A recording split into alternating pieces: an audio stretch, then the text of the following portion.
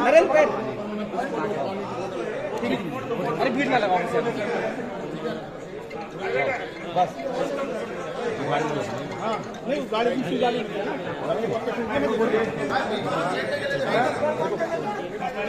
और पेशेंट